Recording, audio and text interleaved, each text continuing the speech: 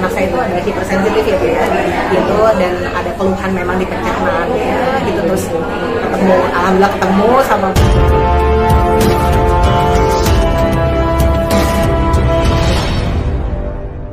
acara hari ini itu memang kan topiknya itu adalah apa namanya, lebih ke pencernaan ya Bu ya. Gitu. Jadi apa peranan gigi dan mulut untuk kesehatan terutama bagi penderita ODAI gitu dan masyarakat umum pastinya gitu, dimana memang mulut dan gigi itu memang ya tadi seperti yang tadi saya sampaikan di dalam gitu, bahwa itu adalah memang gerbang masuknya gitu dari makanan apa yang kita konsumsi gitu ya. Karena di saya itu adalah bagaimana caranya makanan yang masuk itu bisa diolah dengan baik sebelum dia masuk ke organ yang lain gitu, organ selanjutnya gitu ya, di mana organ itu istilahnya dia yang akan menyerap gitu ya. Jadi penyerapan itu bisa jauh lebih baik pada saat sudah diproses sebagaimana mestinya di dalam mulut sebelum masuk ke organ lain. Karena untuk penyintas autoimun atau yang punya autoimun, tidak bisa dipungkiri makanan itu pencetus, trigger. Nah, kalau misalnya pemilihan makanan sudah baik, tetapi cara kita mengunyah tidak memanfaatkan gigi, tidak mengeluarkan enzim, nah itu jadi tidak optimal. Jadi bagaimana pemilihan makanan yang baik itu masuk ke dalam pencernaan itu dalam kondisi optimal. Jadi tentu itu tidak mengabaikan tugas gigi juga. Dan banyak yang salah, cara makan itu banyak yang salah.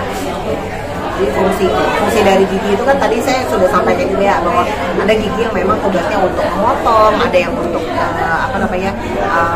menarik gitu ya, ada yang untuk mengunyah. Jadi pada saat dia tidak terpotong dengan baik, tidak tersobek dengan baik, tidak terkunyah dengan baik, otomatis berarti beban yang akan ditanggung oleh organ berikutnya menjadi tambah berat gitu. Padahal mungkin di area-area itu gitu dia harusnya sudah terasumsi gitu ya, seperti itu. Jadi nggak dapat gitu ininya, fungsinya gitu. Makanya tadi saya juga sampaikan bahwa saya gigi yang memang berlubang ayo ditambal, yang banyak karang giginya ayo dibersihkan, terus yang giginya ompong ayo dikasih gitu giginya gitu, seperti itu. Yang nggak rapi ya dirapiin gitu, supaya semuanya bisa jadi sesuai dengan fungsinya masing-masing. Jadi artinya dok, gigi sebagai gerbang tadi di luar daripada estetika ya, juga sebagai estetika. Untuk penyintas autoimun, ada nggak sih tips khusus bagi mereka bagaimana pengelolaan secara dari sisi ilmu kedokteran gigi? Kalau untuk bicara hanya untuk sebagai penyintas autoimun ya pastinya mereka pasti harus lebih concern dibanding orang yang tidak menderita autoimun gitu, karena ya tadi seperti disampaikan Bu Ganes gitu, mereka kan punya trigger juga nih dari makanannya apa segala macam.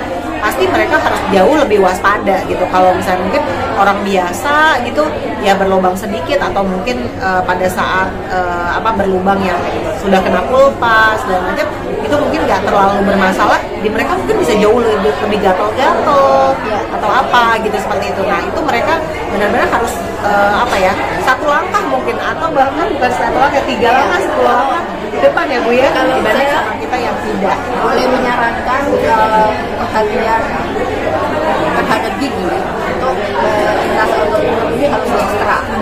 Jadi kalau misalnya orang normal, kalau gigi dibiarkan itu kan akan menjadi busuk, kemudian menyebar kemana-mana.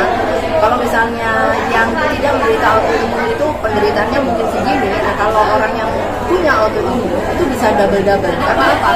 Begitu gigi bermasalah, infeksi, bakteri masuk, itu kan antibodi bekerja.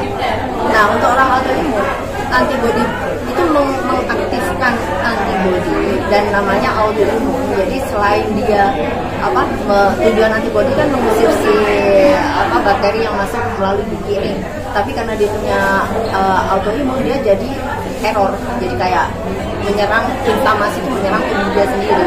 Jadinya masalah gigi itu menjadi trigger tidak hanya nanti giginya yang bermasalah, tetapi bisa membangkitkan juga autoimunnya dan bisa kemana-mana, bisa menyerang. Jadi saran saya sebagai penyintas,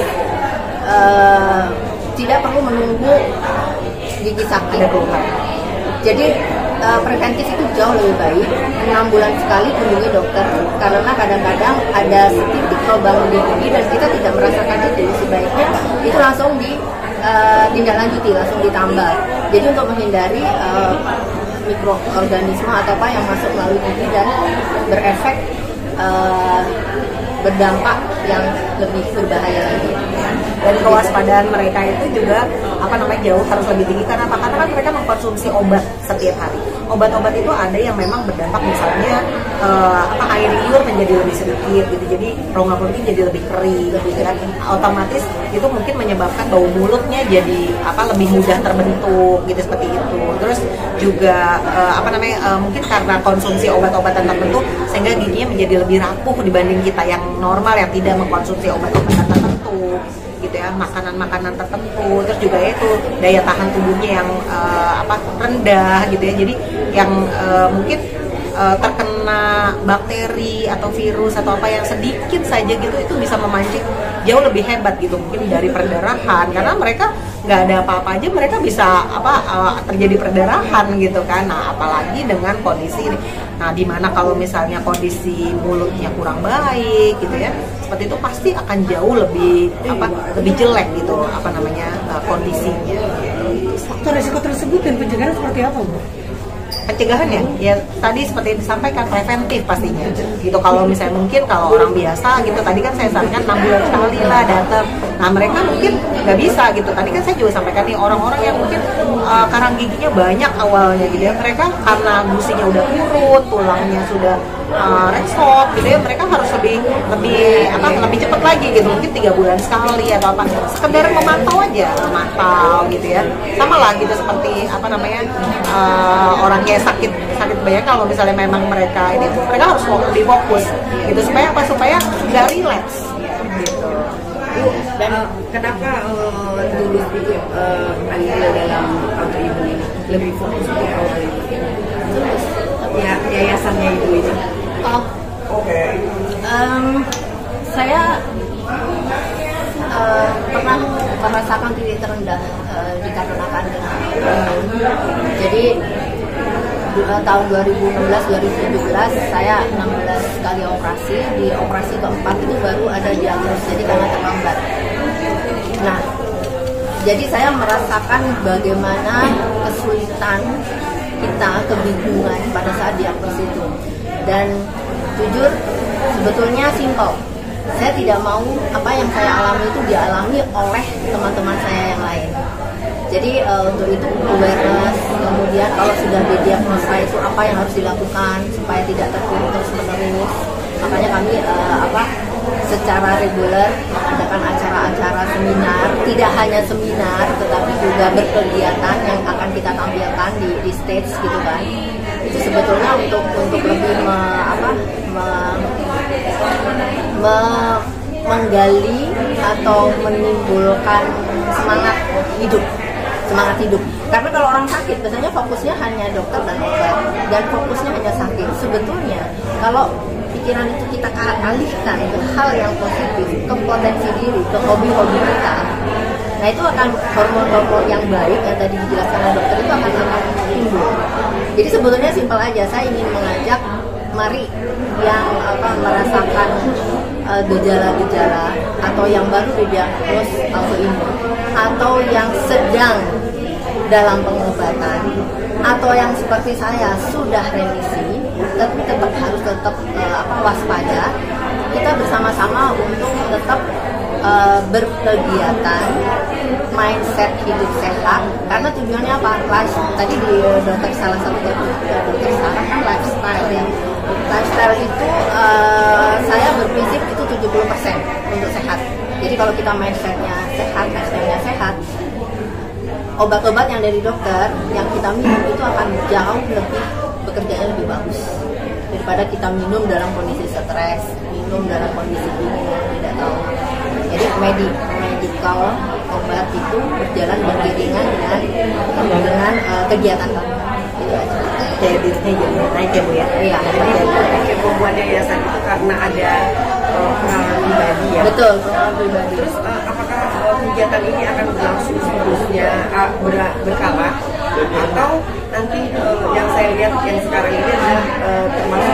istilahnya sudah tua atau dewasa.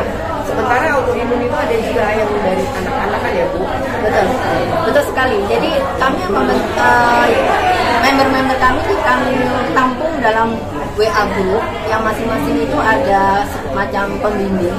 Ada satu grup itu khusus untuk remaja. Kita sebut komunitas ODAI Teenagers. Jadi itu untuk mereka-mereka yang masih usia sekolah atau kuliah atau sudah bekerja tapi belum menikah gitu kan. Nah itu karena mereka secara berkomunikasi, bersosialisasi itu kan beda dengan yang sudah berusia. Jadi kita pisahkan dan mereka tetap kita bimbing untuk berkegiatan sesuai dengan mereka. Kemudian sekali waktu kita adakan Zoom dengan bimbingan dokter juga untuk sekedar ngobrol ringan, sharing, curhat gitu. Karena merasa sendiri menanggung itu akan semakin memperlambat pemulihan. Tetapi dengan bersama-sama merasa ada teman yang sepenanggungan, kemudian merasa ada dokter nih yang mendampingi aku nih setiap hari di WA group standby, itu akan menimbulkan aku nggak sendiri loh. Di grup ini ada dokter, kemudian sekali-sekali kita temu untuk seminar, gitu. Sekali-sekali kita nanti berkegiatan, mau ada olahraga bareng. Pernah ada seminar untuk anak-anak muda ini ya? Secara khusus kita belum, dikarenakan untuk teenager ini kita kendalanya ini terpencar ke banyak kota. Jadi seperti tadi di video teaser kalau boleh kan ada di Sulawesi, ada dari Palembang.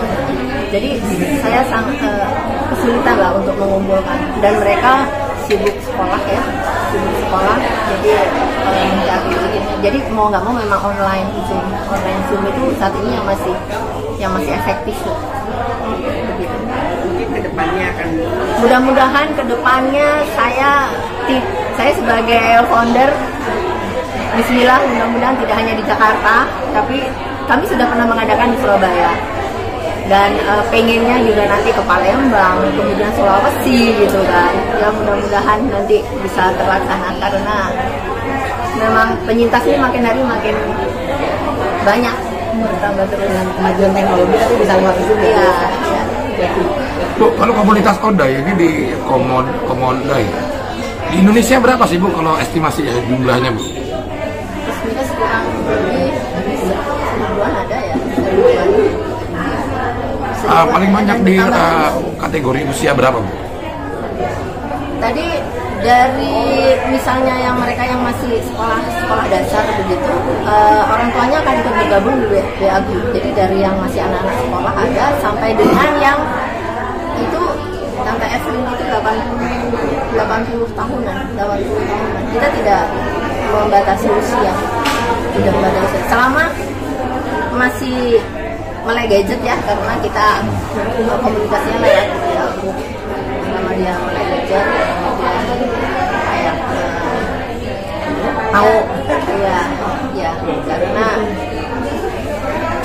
karena memang tidak mudah. Nomor satu dari Tulus itu kan keyakinan, acceptance, penerimaan diri ya. Orang didiagnos autoimun itu banyak loh yang dinaik. Jadi yang mereka untuk mau bergabung, memperbaiki diri, bergabung dengan komunitas itu tidak mudah untuk saya beberapa kali dihubungi, ini kena autoimun bisa nggak bergabung, tapi kalau dari dirinya sendiri tidak ada tingkat penerimaan, acceptance bahwa oh ya aku punya autoimun, aku butuh ini agak sulit karena itu caregiver, fungsi caregiver itu bisa orang tua, bisa suami, bisa kakak, bisa adik, itu akan sangat membantu karena ini beda dengan sakit-sakit. Saya tidak menspesialisasikan autoimun ya, karena dia itu hormonnya itu sangat berpengaruh. Jadi seperti misalnya dia nanti overthinking, baperan, idealis, perfeksionis gitu. Kalau kita tidak menyadari kita punya itu akan semakin memperparah. Sebenarnya kalau buat saya gitu ya, selama orang itu mau membuka diri, banyak banget ilmu yang bisa didapat gitu ya. nggak usah dari saya secara dari sisi profesi gitu ya. Kebetulan saya ketemu sama Bu Ganis ini karena dulu anak saya memang punya keluhan. Jadi anak saya itu ada hipersensitif gitu ya, gitu, dan ada keluhan memang di pencernaannya gitu. Terus alhamdulillah ketemu sama Bu Ganis gitu, terus masuk komunitas. Saya banyak belajar gitu. Jadi artinya saya berharap pada saat sign itu datang gitu ya, sign itu datang, itu saya udah lebih aware.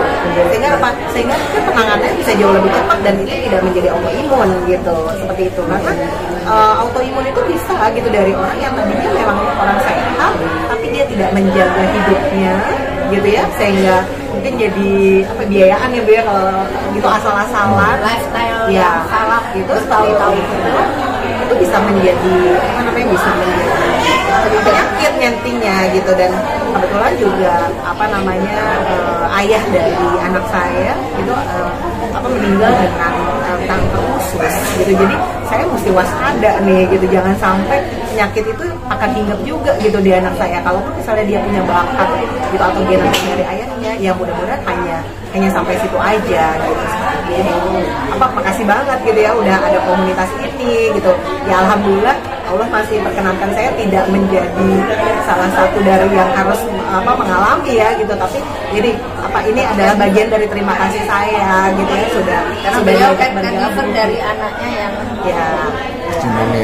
Jadi apa namanya, anak saya dua, jadi suami saya kebetulan yang pertama meninggal karena kanker usus gitu, dan anak saya yang pertama itu juga punya masalah dengan apa namanya pencernaannya, jadi buang airnya mungkin nggak teratur ya, jadi seperti itu. Terus dapat lagi anak kedua gitu, apa bisa yang apa namanya muntah nggak jelas gitu, seperti itu gitu. Begitu, jadi saya ya karena saya punya pengalaman apa namanya mengalami orang yang memang punya penyakit dengan pencernaan, saya jadi gimana ya gitu, jangan sampai deh gitu, kayaknya stresnya belum hilang gitu, traumanya belum hilang, jangan sampai muncul lagi nih gitu. Suges Bu ya? Ya? Suges ya? Suges, bukan suges juga sih, ya waspada ya kan ya Bu ya gitu. Karena kan ya artinya kita kan orang yang tahu akan ilmunya gitu ya, jadi mungkin lebih bisa terima, dan ya itu nanti kesiapan kita sih. Karena ya tadi seperti ini gitu, kadang-kadang itu datangnya penolakan itu dari diri kita gitu, kita nggak mau gitu disebut autoimun, kita nggak terima gitu kita autoimun, tapi gimana gitu loh, mau nggak mau kan mesti dijalanin, mau nggak mau mesti diobatin kan, ini jadi kacau banget. Bu, bagaimana terakhir ya saran-saran kepada teman-teman atau ibu-ibu atau remaja yang kena autoimun? Jadi apabila kita merasakan sesuatu yang nggak beres dalam tubuh kita, kemudian kita sudah berobat, contoh ya, saya misalnya, contoh saya sendiri deh, ISK, karena perempuan itu sering banget infeksi saluran kencing ya. Nah kalau kita sudah obati ke dokter urologi tapi nggak sembuh-sembuh, dan kasih obat nggak sembuh-sembuh, nah itu satu juga. Yang kedua, contoh gatal, kita sudah ke dokter kulit gitu kan, sudah ke spesialis kulit dan kelamin, dikasih salep, kasih obat, masih aja merah-merah gatal. Terus kadang-kadang hilang timbul yang kitanya juga bingung, itu harus curiga. Jadi intinya kalau kita menderita sesuatu yang ada yang nggak beres dan kita sudah berobat ke yang menurut kita itu sesuai dengan spesialisasinya, tapi seperti nggak sembuh-sembuh, nah itu mesti konsultasi lebih dalam lagi. Ada kecurigaan gitu. Dan untuk menghindari supaya kita tidak kena autoimun, mulai sekarang lifestyle sehat. Jadi kalau misalnya contoh nih, di Indonesia minuman botol dengan kadar sugar yang sangat tinggi itu dijual bebas. Padahal kalau kita lihat di Jepang gimana itu dibatasi. Gula itu pemicu inflamasi nomor 1. Orang-orang sering nyalain kolesterol, sering nyalain ini, tapi mereka lupa gula.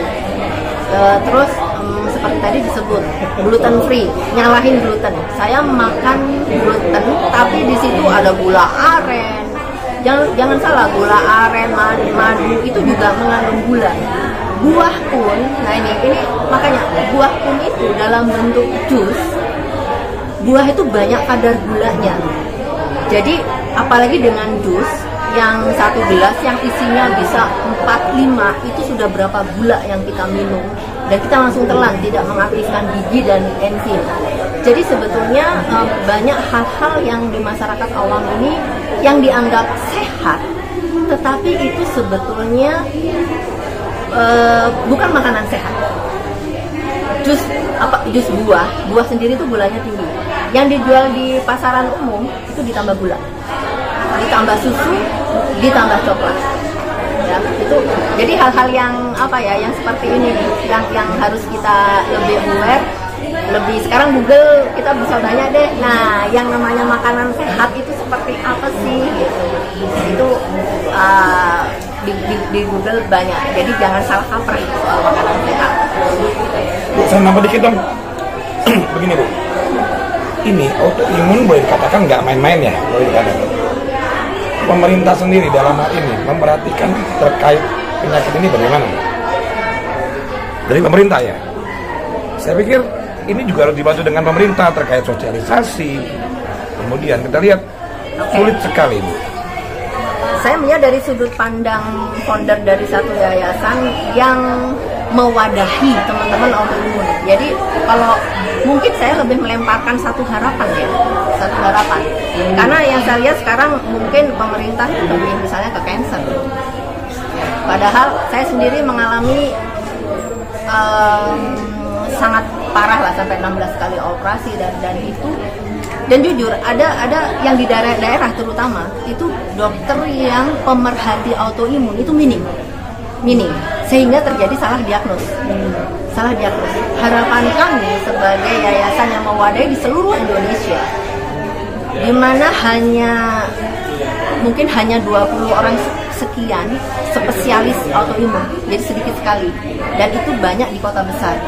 Paling tidak pemerintah itu mewadahi transfer knowledge dokter spesialisasi pemerhati autoimun kepada dokter-dokter umum di daerah sebagai gerbang pertama pengobatan di daerah-daerah dengan pengetahuan autoimun, sehingga kesalahan diagnosa atau kebingungan, karena begitu di Indonesia ya, begitu kita berobat pasti obat, kita bertemu dokter pasti dikasih resep dan pasti kita minum obat. Nah, diharapkan itu obatnya ini tepat guna, tepat sasaran. Itu harapan kami jadi pemerintah, kami berharap untuk secara masif untuk mungkin entah itu seminar atau sertifikasi autoimun untuk dokter-dokter umum, supaya dokter umum pemerhati autoimun ini semakin banyak di Indonesia dan sampai ke pelosok-pelosok. Dokter sendiri harapannya pada pemerintah tadi terkait sebagai dokter. Ya sama ya gitu, ya kami sebagai mungkin ya salah satu gerbang ya juga memang perlu sih gitu, mungkin ya kayak gini, tanpa sengaja bergabung ke komunitas di mana mereka memang mengalami sendiri gitu ya itu sehingga jadinya pada saat kita bertemu pasien gitu ya, terus mereka pasti kalau misalnya saya sebagai dokter untuk menentukan diagnosa itu kan memang berawal dari anamnesa. Jadi anamnesa terus didukung oleh pemeriksaan gitu ya, kita dapatkan diagnosa dan akhirnya baru kita kasih terapi dengan kita mendengar gitu ya, terus ikut pelatihan itu diharapkan tuh kita memang jadi lebih aware gitu ya, lebih waspada gitu. Nah, dari situ gitu kita bisa ini mungkin diagnosa ini tapi perlu dicurigai gitu ke sini. Ayo ditambahin mungkin pemeriksaannya ke A, ke B, ke C, sehingga nanti didapat gitu diagnosa yang benar-benar tepat dan terapi yang tepat.